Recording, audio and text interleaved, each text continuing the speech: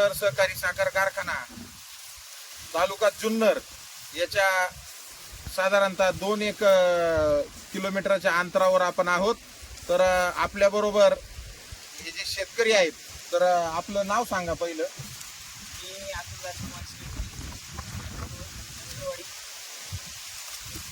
हा प्लॉट साधारणतः किती महिन्याचा आहे? हा प्लॉट सगळा 6 महिन्याचा.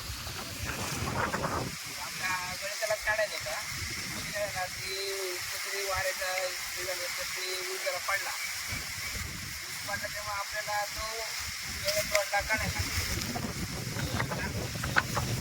चांगलं 10 महिने चांगली प्रगती आहे, तर आपण हा ऊस पेण्याला काढू असं साहेब सुचवल्यानंतर म्हटलं ऊस पडलेला जातं, म्हटलं घ्यावं काढून थोडं. साधारणतः लागवड केल्यानंतर 2 महिन्यानंतर तुमच्याकडं प्रोडक्ट द्यायला मी आलो होतो. तर त्यावेळेस प्लॉटची परिस्थिती काय होती? त्यावेळेस प्लॉट पूर्ण असा पिवळ सरपट वाटत नव्हतं ते कोणी साहेबांनी ते प्रोडक्ट दिली. 2 महिने आपण ते चालू केले, त्याच्यानंतर ऊस अशी ग्रोथ आली सुद्धा असा चांगला झाला. त्याच्यामुळं साहेबांनी धन्यवाद करतो. साहेबांनी मला लवकर थोडं 2 महिने लेट झालं, पण 2 महिन्यानंतर मला चांगली प्रगती झाली. साहेबांची गाठ लेट झाली माझी. तर विषय असा आहे की ज्यावेळेस दादांचा फोन आला मला की अशा पद्धतीचा प्लॉट या ठिकाणी आहे, तर साधारणतः तुम्ही पाहिला, या ज्यावेळेस हा प्लॉट पाहिला त्यावेळेस पूर्ण पिवळखी आलेली होती. फुटवे 1 ते 2-3 फुटवे अशा पद्धतीत फुटवे होते. तर त्यावेळेस सुरुवातीला आपण भुवास्त्र दिलं. भुवास्त्र अजून काय काय प्रोडक्ट वापरले तुमच्याच तोंडून सांगा. भुवास्त्र आणि ग्रो मॅजिक आणि होली हे 3 प्रोडक्ट हे औषधं मी वापरले. एक असा काळोखी आणि एवढे फायदे गेले का ऊसाची ग्रोथ चांगल्या प्रकारे व्हायला लागली. म्हणण्याचा मुद्दा हा आहे की सुरुवातीला प्लॉट अतिशय दयनीय अवस्थेत होता.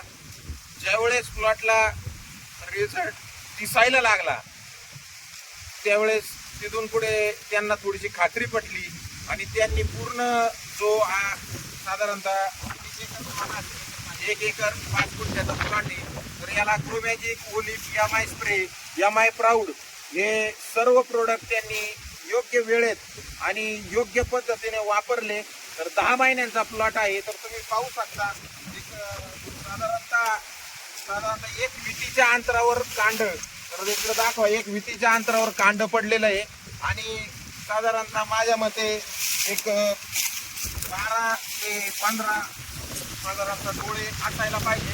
तिने आपण 1 2 3 4 5 6 7 8 9 10 11 12 13 14 15 16 17 18 19 20 21 22 23 24 25 26 27 कांड्याचा ऊस आहे हा साधारणतः. तर साईज पण 265 जातीचा हा ऊस आहे आणि शेतकऱ्याच्या चेहऱ्यावरचं समाधान हेच आपलं मिळकत. या म्हणीप्रमाणे माझ्या मते शेतकरी जर समाधानी असेल तर ते प्रोडक्ट कोणताही असू, काही असू, शेतकरी जर समाधानी असेल तर आपण जे शेतकऱ्यांना ट्रीटमेंट देतो किंवा जी प्रोडक्ट इंडिया ॲग्रोचे आपण वापरायला दिले त्याचा त्यांना मोबदला भेटलाय हे शेतकऱ्याच्या समाधानातून आपल्याला दिसते.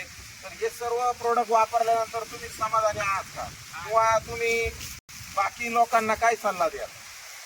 हे प्रोडक्ट वापरल्यानंतर मी समाधानी झालो, कारण ऊस मी आता पण जेवढे पिकवले त्यात अशी खूप मला कोणत्या माझ्या प्लॉटमध्ये दिसली नव्हती. यावेळी जे वापरले त्यानंतर ऊस झाल्यानंतर मी पुन्हा काही किंवा त्याला सांगितलं का आपल्या वापर येते ऊसाची ग्रोथ अशाशी झालेली, तर तुम्ही पण ते वापरून पहा. वापरल्याशिवाय तुम्हाला पण रिझल्ट येणार नाही. तर मी त्यांना पण तुम्ही आता प्लॉट या समोर येऊन बघा, मगच तुम्ही ते वापरा. तर साहेब म्हणजे त्यांची गाठी येणार. सर्वात महत्वाचं म्हणजे हा जो प्लॉट तुम्ही खाली जरा दाखवा, ही जी माती आहे ही एकदम मुरमाड पद्धतीची आणि एकदम अशी शाडू माती आहे. प्लॉट मध्ये एवढं व्हेरिएशन आहे. त्या बाजूला जर गेलो तर त्या बाजूला पूर्ण मुरमाड प्लॉट आहे आणि इकडच्या बाजूला हा जी शाडू पद्धतीची माती आहे, सर्व पूर्ण सफेद माती आहे. मागचा जो व्हिडिओ होता आपला दत्तात्रय बाळश्रीराम फोर यांचा, तो पूर्ण काळ्या मातीतला होता. त्यांचं विक्रमी उत्पादन निघालेलं आहे, त्याचा व्हिडिओ आपण बनवलेला आहे. एकरी 115 टन, साधारणतः 2 एकरला त्यांचा 231 टनाचा व्हिडिओ मागचा बनवलेला आहे आपण. तर एक हा वेगळ्या पद्धतीची जमीन आणि दुसरा भाग आहे ही जमीन हलकी पद्धतीची आहे. साधारणतः या जमिनीमध्ये चप्पल न काढता पाणी भरतो आपण आणि अशा पद्धतीचे या जमिनीमध्ये आपल्याला हा रिझल्ट भेटलेला आहे. तर एक साधारणतः जो ऊस दिसतोय तर त्यांनी त्याची पानं पहा, त्याचे कलर पहा, सर्व जो आहे एक 4 बोटाचं रुंदचं साधारणतः पान आहे.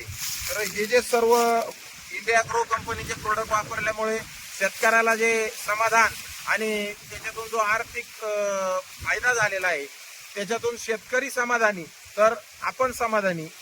ह्या पद्धतीने हा ऊसाचा प्लॉट आणि त्याच्यावर साहेबांनी घेतलेला सर्व रिझल्ट. तर साहेबांनी विश्वास दाखवला सुरुवातीला आणि त्या विश्वासाची चीज आज या प्लॉटमध्ये झालेली आहे. आपण हा सर्व तिकडे एक प्लॉट दाखवा. हे इथं मुळ्या तोडलेलं आहे आणि मुळ्या नेण्यासाठी कारखान्याची जे गाडी आहे किंवा वाहन आहे ते आलेलं आहे. तर आपण त्याच्यातल्या एका जो व्यक्ती आहे जे ऊस तोडायला आलेले आहेत तर त्यांच्यापैकी एकाला विचारू का साधारणतः तुम्ही हा जो प्लॉट तोडताय बेने प्लॉट, तर साधारणतः तुम्हाला कसा वाटतो? तर दादा, तुम्ही नेहमी ऊस प्लॉट तोडता, तर तुम्हाला काय वाटतं या सर्व ऊस प्लॉट तोडण्यामधून? तुम्हाला काय वाटलं की इथून मागे जे तुम्ही प्लॉट तोडताय किंवा भरपूर तोडले असतील त्या प्लॉट मध्ये आणि या प्लॉट मध्ये काय फरक जाणवला का तुम्हाला? काय फरक जाणवला? एवढं प्रत्यक्ष तोडले ना किंवा एवढं कांड्याचं ऊसच पाहिलं नाही आणि असं वजनदार ऊसच नाही पाहिलं एवढं तोडलं. हा, म्हणजे तुम्ही जे कारखान्याला नेहमी बियाणं शेतकऱ्यांना कारखान्या मार्फत बियाणं पुरवता तर त्याच्यातून अशा एवढ्या वजनदार आणि अशा पद्धतीची वाढ झालेला ऊस कुठंच नाही पाहिजे. म्हणजे हा प्लॉट चांगला आहे असं तुम्हाला वाटतं का? तर काम प्रत्यक्ष रोज तुम्ही 100 प्लॉट पाहता, रोज शेतकऱ्यांना 50-60 शेतकऱ्यांची तुमची भेट होती, तर हा प्लॉट एकंदर पाहिल्यावर काय वाटतं तुम्हाला? चांगल्या पद्धतीचा पिकलाय का? मग वजन जर हा प्लॉट आता तोडला नसता, समजा आता बेनेला, तर गळीताला काढला असता तर साधारणतः 100 टनाच्या पुढे गेला असता का? तुमचा काय अंदाज आहे? 100 टनाच्या पुढेच गेलता, कारण की आता 2 तुकडे व्हायला लागले. हा, पुढे जर सीझनला जर तोडला असता आपण ते 4 तुकडे परदमाने झाले असते.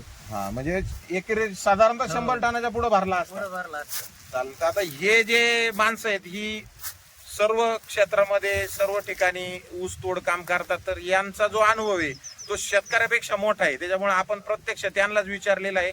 त्यांनी ऊस हातात घेतल्यानंतर त्यांना लगेच अंदाज कळतो की ह्या प्लॉटचे ॲव्हरेज किती निघायला पाहिजे. तर साधारणतः त्यांच्या म्हणण्यानुसार 100+100% हा प्लॉट निघाला असता, परंतु त्याचं वजन आणि थोडं मध्ये वादळ झाल्यामुळं तो प्लॉट पडल्यामुळं शेतकऱ्यांनी नाविलाज असतो तो बेने प्लॉट म्हणून काढलेला आहे.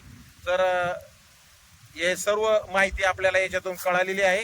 अशा पद्धतीचा हा जो व्हिडिओ आपण बनवला त्याच्या मागचा हेतू हाच होता की मागच्या व्हिडिओला बरेच कॉमेंट आले